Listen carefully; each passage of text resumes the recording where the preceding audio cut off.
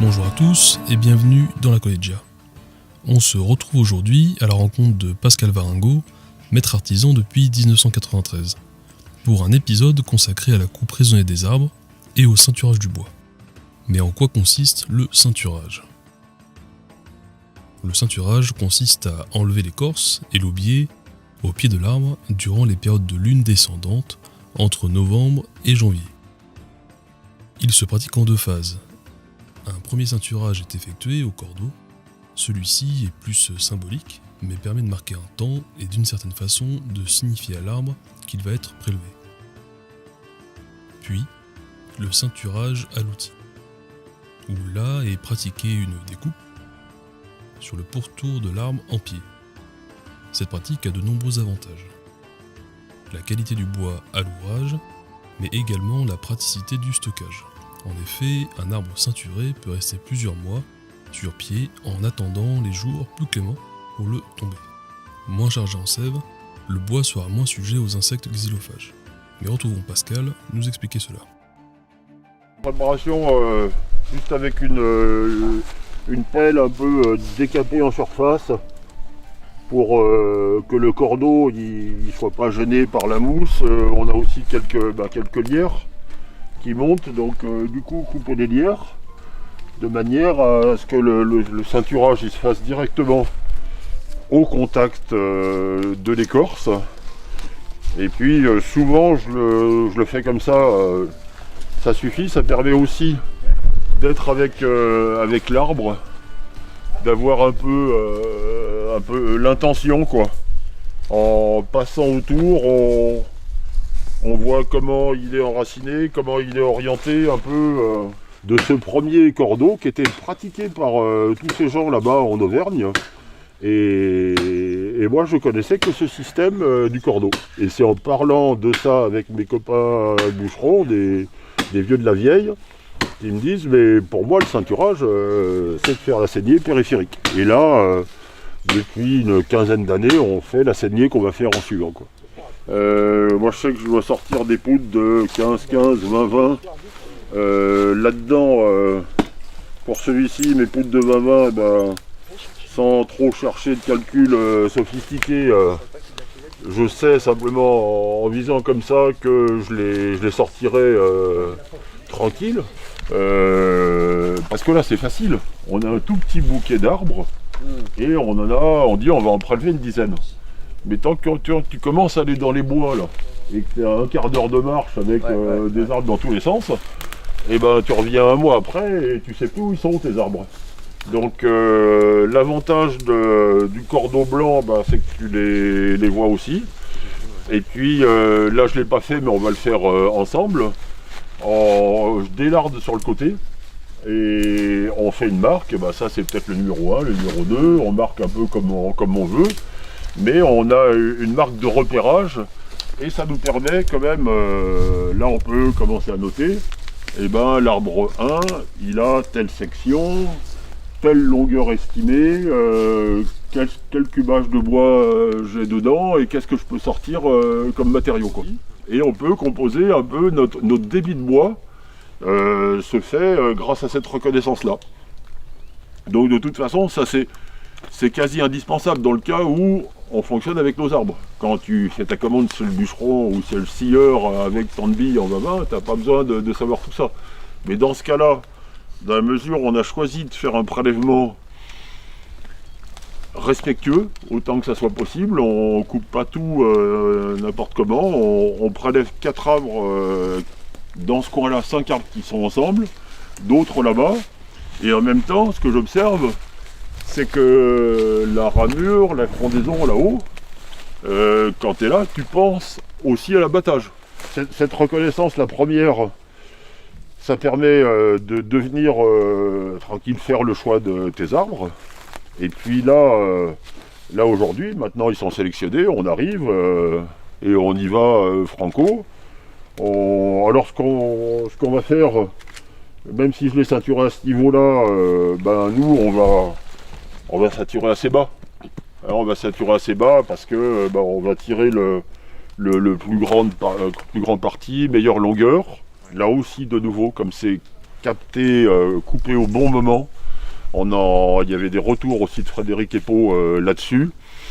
Dans des travaux d'Andro, prélèvement dans pas mal de cathédrales, il disait qu'il avait beaucoup de bois anciens où il y avait de l'aubier. Et que nous pendant très longtemps, on ne pouvait pas concevoir de le laisser, parce que c'est aussi des usages, des périodes comme ça. Et maintenant, on peut en laisser un peu plus dans les angles. Voilà. Mais on discutait, on aurait parlé comme ça il y a 20 ans en arrière. T'es caritapoute, tu laisses pas de l'aubier dans les angles parce que et c'est un peu là aussi les travaux scientifiques, retour de Frédéric Epau et d'autres, dire non, regardez, c'est des bois du XIIIe siècle, dans les angles on a effectivement ça d'aubier, ça leur a permis de garder un peu plus de section finalement. Le principe du ceinturage s'appuie également sur le cycle lunaire. L'idée étant d'effectuer une coupe lorsque le végétal contient le moins de sève. C'est durant la phase de décroissance et de nouvelle lune que le bois sera le moins chargé en sève. Il conviendra alors de pratiquer le ceinturage à ce moment précis. Ces arbres ceinturés aux bonnes périodes, parce que le bois se comporte beaucoup mieux, une meilleure tenue, moins besoin de le traiter, puisqu'il est tellement resserré, la sève n'étant plus présente au moment de l'abattage. Il n'y a plus tout le nutriment, les sels minéraux, tout ce qui intéresse tous les insectes et les parasites. La meilleure façon de ne pas avoir un bois attaqué, c'est qu'il n'y ait pas de sève dedans. Normalement, c'est ça, ce qui intéresse, en tout cas dans les chênes, les châtaigniers, surtout dans les chênes, c'est ce qui est appétant, c'est le fait de l'avoir coupé quand il avait encore de la sève. C'est pour ça que, comme on les coupe à toutes les périodes, il y a trop de sève dedans, ça doit passer au séchoir. Et en plus, malgré toutes ces traces de sève qui sont restées à l'intérieur, il va dans des bains sous pression de produits de traitement, de manière à voir, et on se retrouve avec du bois traité, du bois étuvé. Donc il y a des coûts d'étuve qui sont assez considérables. Les coûts de traitement. En plus, dans les habitats, il y a quand même pas mal d'études avec la nocivité des produits de traitement qui sont assez préoccupantes au niveau de l'asthme, au niveau de maladies respiratoires, au niveau du stress.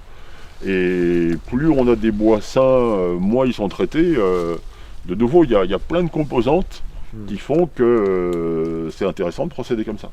Alors là, on le fait de cette manière-là, mais on serait dans l'industrie, on serait dans un bois beaucoup plus grand évidemment, on serait peut-être en train de parler de ça pour 150 à 200 arbres ou peut-être plus, mais ça va très très vite.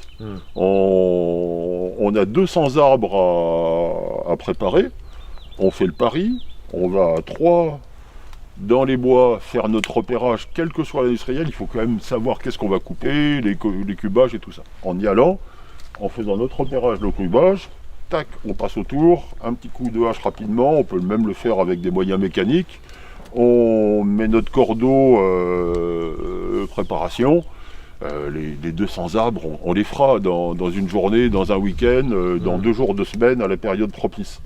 Du coup, besoin d'acheter ces 200 arbres, on revient après et on fait le ceinturage à un moment qui va bien. Et l'avantage, c'est qu'il n'y a pas besoin de les couper les 200 d'un coup. On en prélève par exemple 50 à un moment pour l'amener à une scierie, 50 pour l'amener à une autre scierie. Aujourd'hui, on coupe tout d'un seul coup, on renvoie tout en transport. L'avantage de cette préparation-là, c'est que le ceinturage qu'on va faire aujourd'hui, il va impacter l'arbre à ce jour et à cette heure qui est propice à sa coupe en réalité. Mais l'astuce, c'est que la coupe, on l'a fait 1 mois, 2 mois, 3 mois, 1 an plus tard si on veut. Et lui, non seulement il attend, il était en période tout à fait propice, mais le ceinturage physique qu'on fait aujourd'hui va faire qu'il va en plus se bonifier, quoi. Donc là, l'histoire, c'est que les premiers bois ils peuvent avoir peut-être tout ceinturé, ils ont quand même 2-3 bois d'hiver pour ceinturer. Et après, une fois que c'est ceinturé, tu vas prélever, tu descends les arbres dont tu as besoin en même temps, tu embarques pas tous les tous les parcs, tous les chemins de halage, ainsi de suite. Tu peux procéder progressivement. L'avantage de cette méthode-là, et c'est comme un peu, tes arbres, ils sont comme un peu comme dans un garde-manger, quoi. Tu ouvres ton tiroir quand on a besoin, bah tiens, ceux-là, il y en a besoin, on va les couper. Mais je tiens aussi à réfléchir, parce que si l'industrie commence à couper le bois de façon plus respectueuse, sans que ça coûte une fortune en plus, eh bien c'est trop intéressant. De toute façon, si on fait le calcul des étuves, des produits injectés, si le bois il est déjà 2-3 fois plus sec qu'avant, on va faire des économies sur les étuves. Et après, ce ceinturage au cordeau, on peut très bien venir le matin, on commence le ceinturage comme ça, et dans l'après-midi, on continue, on fait le ceinturage physique derrière. Avec le ceinturage qu'on va faire ensemble maintenant, où là, on entame et le biais et le duramen, et on rentre bien à l'intérieur de l'arbre, là, le choix est fait.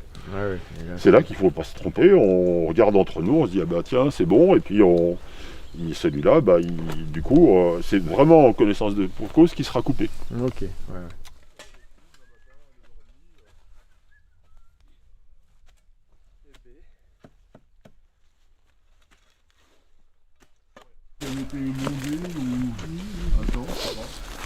Ouais, j'essaie d'attaquer un peu. Celui-là, il pourra peut-être lui donner dedans, celui-là. Parce que c'est vrai que la raison, il vous donne pas mal. Et tu sais, au bout d'un séquence, ah ben, c'est pas mal.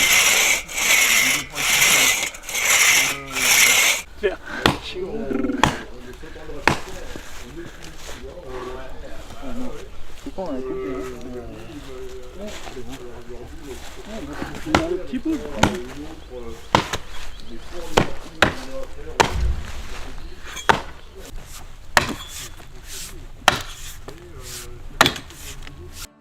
La pratique du ceinturage n'empêche pas l'utilisation de moyens modernes. La coupe sur le pourtour de l'arbre peut se faire également à l'aide d'outils mécaniques. Ces bois sélectionnés et ceinturés physiquement feront l'objet durant les quelques mois qui précèdent la coupe d'une première étude hydrométrique et d'un relevé régulier de leur taux d'humidité.